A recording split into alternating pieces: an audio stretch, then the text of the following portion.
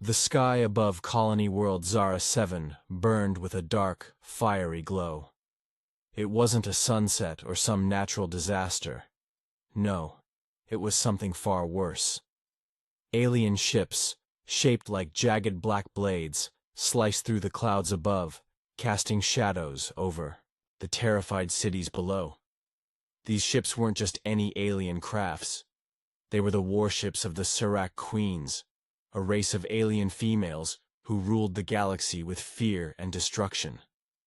No one knew where they came from. No one knew how they gained such power. All that was known was that when the Surak Queens arrived, they brought death and terror, and they took no prisoners. Their tall, armored bodies moved with terrifying speed and strength. Their eyes glowed like twin suns, and their claws could tear through steel like paper. These creatures were beyond anything the galaxy had ever seen, and they didn't speak. They didn't need to. Their very presence was enough to make entire species bow in fear. Everywhere the Surak Queens went, they conquered. They didn't waste time with lengthy battles or negotiations. They destroyed everything in their path, leaving behind only ashes and broken worlds. Every attempt to fight back against them had failed. The warships of other powerful species were no match for the Surak Queen's relentless attack. Even the most advanced technologies were useless against them. No one could stop them. They were a living nightmare, unstoppable and unforgiving. The Galactic Council, a massive organization that once ruled the galaxy, had tried everything. They sent fleets of ships to face the Surak, but they were wiped out in mere hours. They sent diplomats, hoping for peace. But the Surak Queens showed no interest in anything except destruction. No one knew how to stop them, and the fear that spread across the galaxy was palpable. Governments fell. Entire fleets were lost in space. And now, Earth, the last hope for a free galaxy, was about to face the same fate. Humanity had always been seen as weak in the eyes of the other species. Earth was a small planet at the edge of known space, its people outnumbered and outgunned. But now, even the mighty Earth was facing the might of the Surak Queens. The other species watched in silence, resigned to the fact that no one could survive this onslaught. It was only a matter of time before the Surak would come to Earth and do to it what they had done to countless other worlds. But in the midst of all this hopelessness, one human decided to do something no one expected. Captain Eric Mason wasn't a leader of governments or a powerful general. He was a soldier, one who had fought and bled for Earth in countless battles. He was known across the galaxy for his skills in combat and his unyielding will. But what made Mason different was his refusal to give up, even when things seemed impossible. He didn't accept the idea that humanity was doomed. He wasn't going to sit back and wait for Earth to fall. Instead, he stepped forward, alone at first, and said something that shocked everyone. "We can fight back. We don't have to fall." No, one had believed it was possible. But Mason had lived through the worst battles humanity had faced. He knew that if the Surak could be defeated, it wouldn't be through strength alone. It would take something more, a combination of courage, ingenuity, and the sheer will to survive. Mason wasn't just fighting for his life. He was fighting for the future of every human on Earth, and he was determined to give them a chance to survive, no matter what it took. The future of humanity now rested in his hands. The countdown had begun, and Mason was ready to face the Surak, knowing full well that this might be his final battle. The war had begun, and the galaxy would soon learn that humans were not so easily defeated. Captain Eric Mason wasn't a politician, and he certainly wasn't a man of words. He was a soldier through and through, a warrior who had fought on the front lines of Earth's most dangerous wars. His reputation among his fellow humans was one of toughness, precision, and an unshakable will to never give up. He was known for being the kind of person who would run straight into a storm if it meant protecting the people he cared about. But when it came to facing the Serac Queens, even Mason's reputation seemed too small. The galaxy had never seen an enemy like this. The Serac Queens were almost unbeatable, and everyone was convinced they would tear through humanity like paper. The Galactic Council, desperate for answers, called an emergency meeting. Representatives from all over the galaxy gathered in a massive council hall on the moon base, and the air was thick with fear and doubt. Some wanted to discuss surrender, to beg for mercy from the Serac. Others wanted to flee, to abandon Earth and its colonies and live out the rest of their days on the run. The room was filled with conflicting voices and panic. But one man walked into that room and quieted them all with his presence. Captain Mason stepped into the chamber, his boots clanging against the metal floor, a cold scar running down the side of his face from past battles. He had seen countless wars, but this was unlike anything he had faced before. Yet his expression remained calm, unwavering, and it was that confidence that made the room fall silent. No one had expected Mason to show up. No one thought a soldier like him would be there, especially not in the face of such overwhelming odds. But when he spoke, his voice was steady, clear, and filled with a quiet power that made the other council members listen. He placed a glowing Serac fang on the table before them, its sharp edge gleaming in the light. The room was silent as everyone stared at the deadly weapon. The fang was a reminder of what they were up against, but also a challenge. One of them bled, Mason said, simply, and if they bleed, they can be killed. The statement was direct and chilling. No one had dared speak like this before, least of all when facing the Serac Queens, whose very name struck fear into the hearts of even the bravest beings in the galaxy. The Zarn ambassador, a reptilian alien, spoke first, his voice dripping with disbelief. "You're mad. No one can defeat them. Their power is too great." Mason didn't flinch.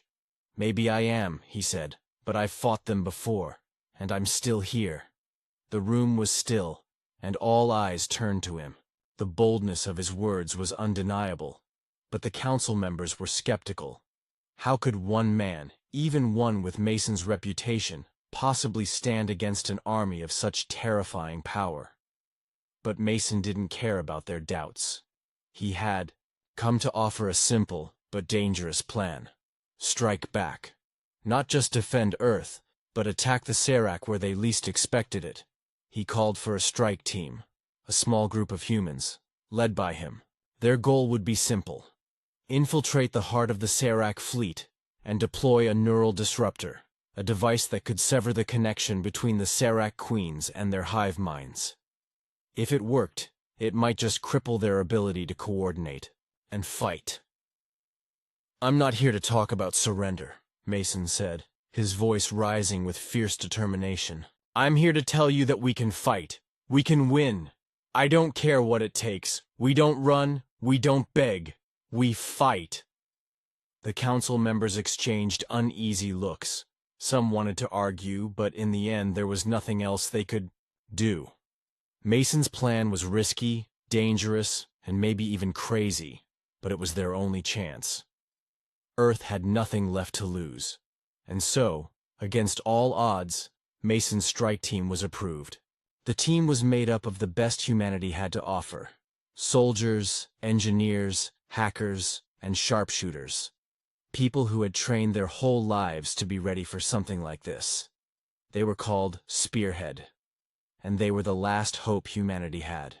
Mason wasn't a hero to anyone else, but to the men and women of Spearhead, he was the only one who believed they could win. And that belief, however small, was enough to light the spark of hope in their hearts. As the team boarded their ship, the Stormcrow, Mason gave them one last command: "We don't stop. Not until we've made them fear us." The mission wasn't just to survive. It was to show the galaxy that humanity would never kneel. Not to anyone. The Stormcrow cut through the cold vacuum of space. its engines humming steadily as it sailed toward the heart of the Serac fleet. Inside the ship, Captain Mason paced back and forth in the command center, his mind racing. His team was small, but they were the best humanity had.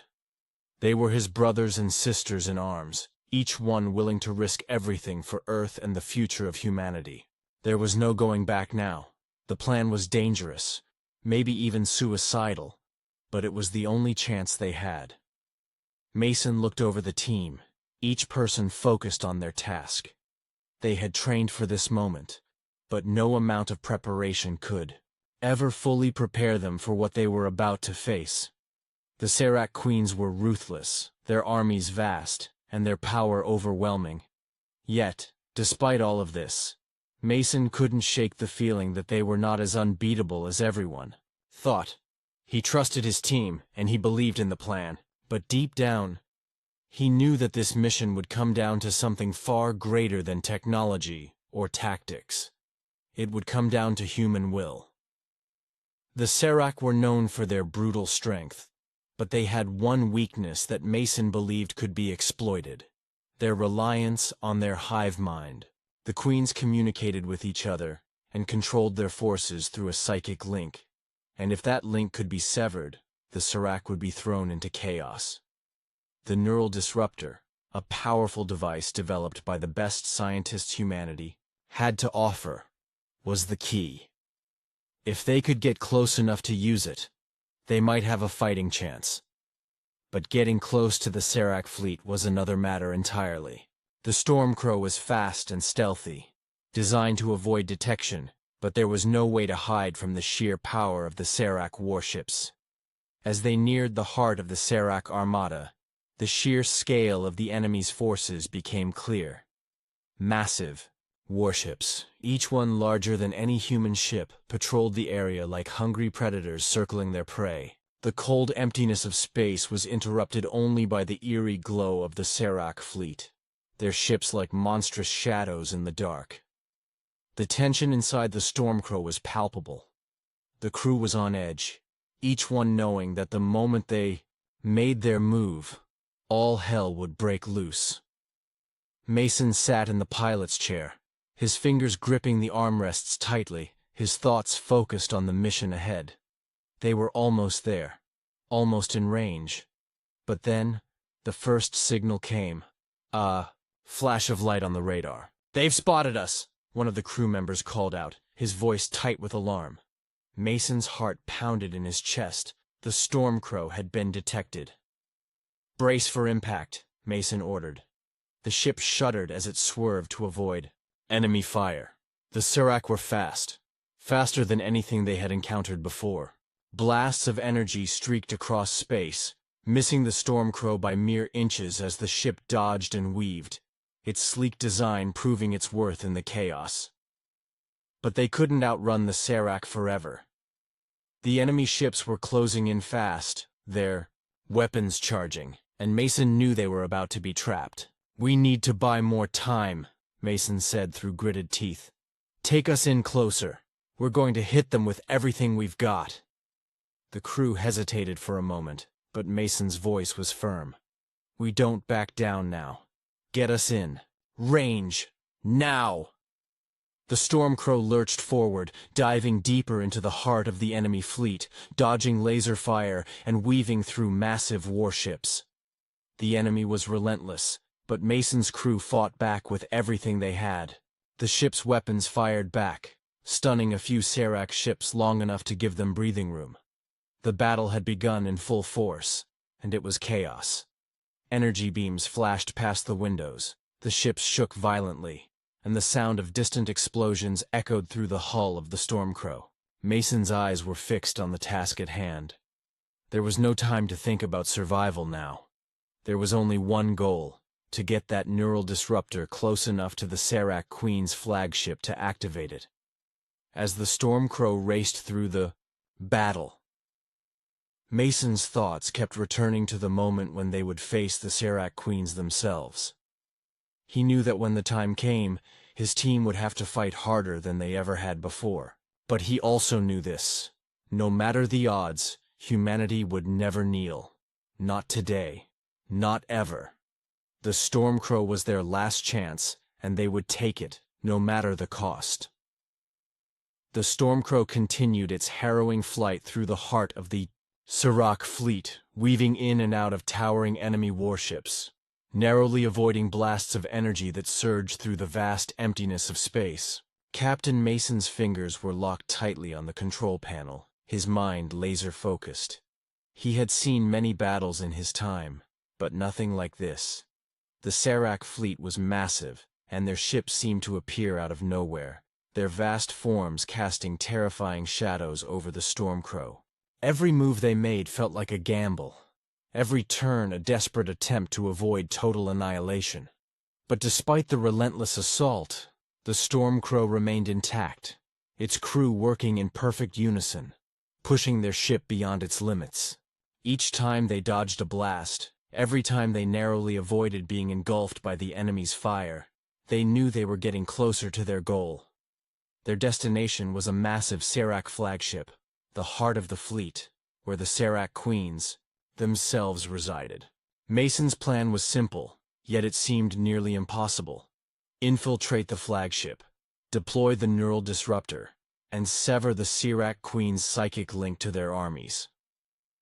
But nothing was easy with the Sirach. As the Stormcrow neared the flagship, Mason's heart raced. They were so close now. But before they could even get within range to deploy the disruptor, the Sirach launched an all-out assault. The flagship opened fire, its weapons crackling with lethal energy.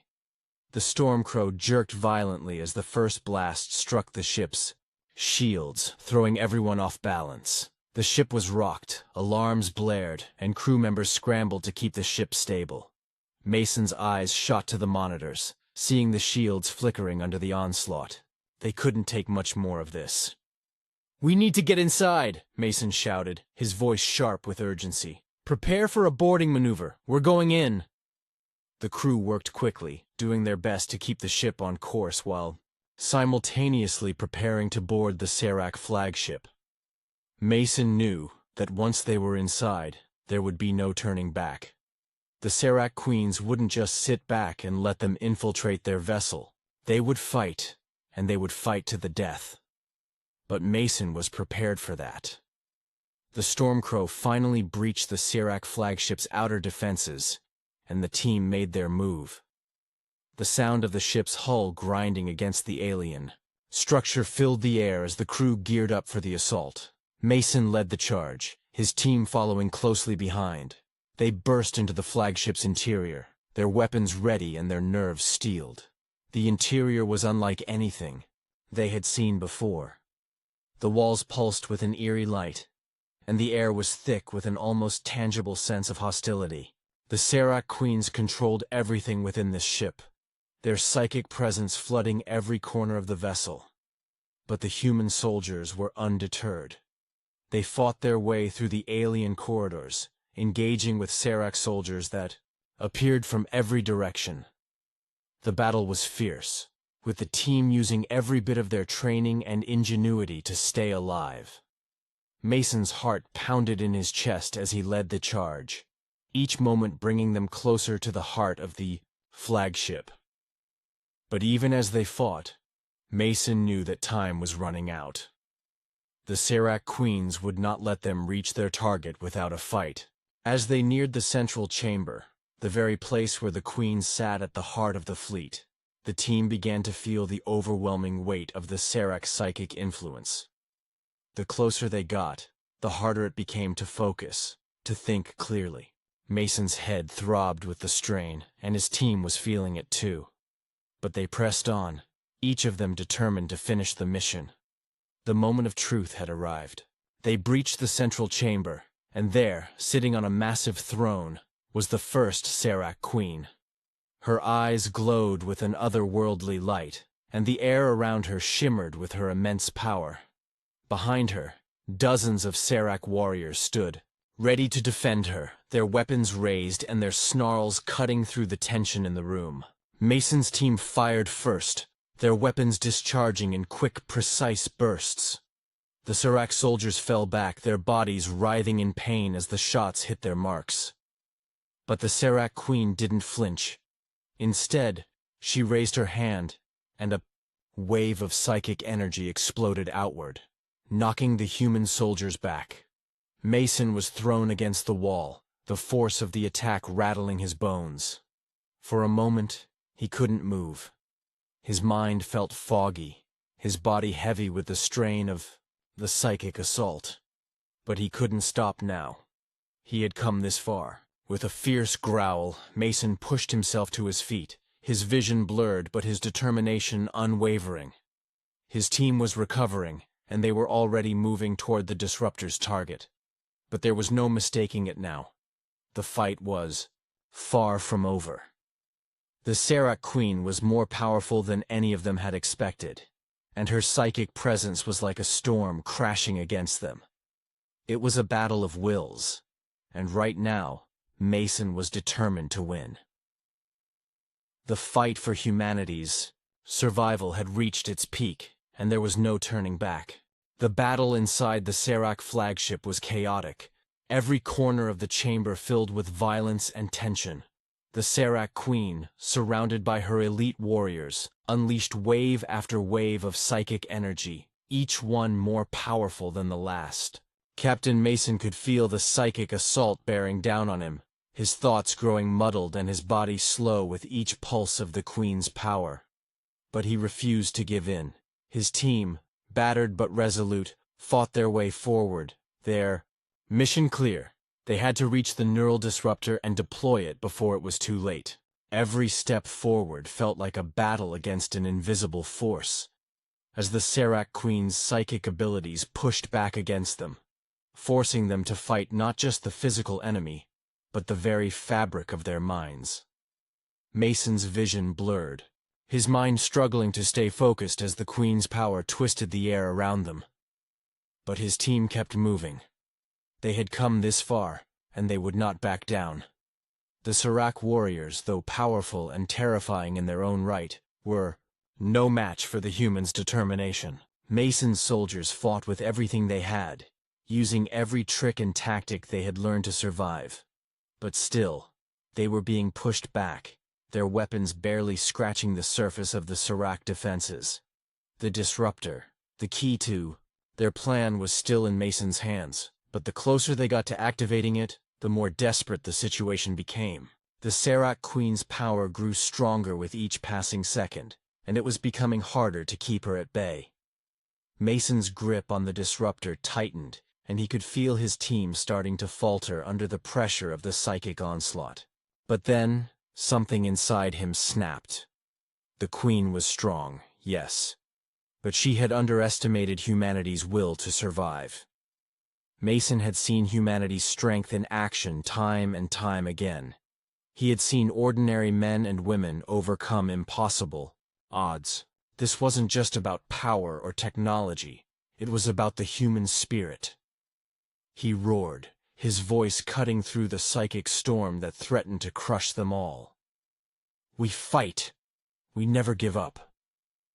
The words seemed to ignite something in his team. With renewed determination, they pushed forward, moving as one unit, fighting with everything they had left. The Serac Queen, sensing the shift in the tide, lashed out with another wave of psychic energy. But this time, it was different. Mason, with a burst of raw strength, lifted the disruptor and aimed it directly at the Queen. The weapon hummed with energy, and for a split second, time seemed to stand still. The Serac Queen's eyes locked onto his, and for a brief moment, he saw something there, something vulnerable. It was the first time he had seen the Queen's power falter. She had been the hunter, but now she was the one being hunted. With a final surge of energy, Mason activated the neural disruptor, sending a pulse of energy straight at the Queen. The result was immediate and overwhelming. The psychic link that had held the Serac armies in perfect coordination shattered. The Queen's mind, once a vast, unyielding force, splintered. The Serac warriors, once so fierce and coordinated, suddenly became disoriented, confused, and unorganized. The tide of the battle shifted in an instant. The Serac, deprived of their psychic cohesion, were no longer a unified force. The Queen screeched, a high-pitched guttural sound that echoed through the chamber as her mind began to collapse under the pressure of the disruptor's energy. But even in the face of defeat, she fought back, her psychic power crackling as she struggled to hold on to control. Mason, despite the immense strain on his own body, kept his focus on the Queen. He had no time to waste. The disruption was working, but it wouldn't hold for long. He needed to finish this. His team pressed on, cutting down Serac warriors and advancing towards the heart of the battle. The Stormcrow was still engaged with the Serac fleet outside, but it was clear that the humans had gained the upper hand. The Queen's influence was fading, and her warriors were losing their cohesion. The disruptor was working. But there was a cost. Mason felt his own mind beginning to crack under the strain of the psychic battle. Every second felt like an eternity, and his body was beginning to fail him. But he couldn't stop now. Not when they were so close. With one final, desperate push, Mason and his team made their way to the heart of the flagship. The Queen, now barely able to maintain her psychic grip, let out a final, agonized scream as the disruptor's pulse tore through her mind. The ship trembled, and for a moment, everything seemed to freeze in place. The Serac Queen collapsed, her once immense power reduced to nothing. The psychic link that had bound the Serac forces together disintegrated, and the remaining warriors faltered. They were leaderless, confused, and scattered. It was over. The battle was won. Humanity had done the impossible. The Serac, once seen as an unstoppable force, were defeated not by might alone, but by the unyielding will of a few determined humans. As the flagship began to fall into chaos, Mason collapsed to his knees, his body drained and his mind battered. But even in his exhaustion, he could feel the weight of victory pressing down on him. They had won. They had survived. And in that moment, Mason knew that humanity's greatest strength wasn't their technology or their warships. It was their spirit. The spirit that refused to bend, refused to break, no matter the odds. And that spirit had conquered the greatest threat the galaxy had ever known. The Serac flagship, once a towering symbol of overwhelming alien power, now floated in space like a dying carcass, its systems failing, its warriors scattered and disoriented. Captain Mason could hardly believe what had just happened. The battle, which had seemed like a hopeless struggle, was now over. Humanity had faced the greatest threat the galaxy had ever known, and had come out victorious. But the cost of this victory was immense. As Mason and his team regrouped, the weight of the moment hit them all. The Queen was gone, and with her, the psychic link that had bound the Serac forces together. The Serac warriors, leaderless and confused, were no longer a unified army. Yet there was no time to celebrate. The flagship was falling apart, its systems in disarray. The energy disruptor had taken its toll, and the ship's stability was compromised. The humans still had a mission to complete. Escape. The Stormcrow was waiting, but even now, it had to fight its way through the wreckage of the Serac fleet. Mason's team moved quickly, securing the control room of the flagship and preparing for the next phase of their mission, getting out alive. Outside, the battle continued to rage. The Serac warships, though leaderless, were still a formidable threat, their weapons still blazing with destructive power. The Stormcrow was in the thick of it, dodging fire from every direction. But Mason knew that their victory, while significant, would not be complete until they were safely off the Serac flagship and back in the relative safety of the fleet. As the crew worked to navigate through the crumbling flagship, Mason's mind raced. The Serac, while defeated, would not go down quietly. They were a fierce species, and even without their psychic link, they were still dangerous. Mason's team moved with urgency, fighting through pockets of Serac resistance, taking down any soldiers they encountered, and clearing a path to the exit. Each step felt like an eternity, but they pressed on, knowing that their survival depended on it. In the distance, the Stormcrow loomed, still locked in combat with the remaining Serac forces. It was a testament to the human will that the ship had held on as long as it had. Mason's heart raced as they neared the exit. The ship was shaking, groaning under the strain of its own failure. The Serac Queen's psychic power had been the glue that held everything together, and now, without her, the flagship was unraveling. With one final push, they reached the ship's exterior.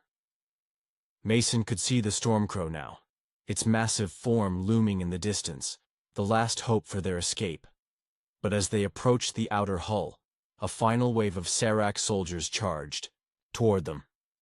The humans were outnumbered and outgunned, but they didn't hesitate.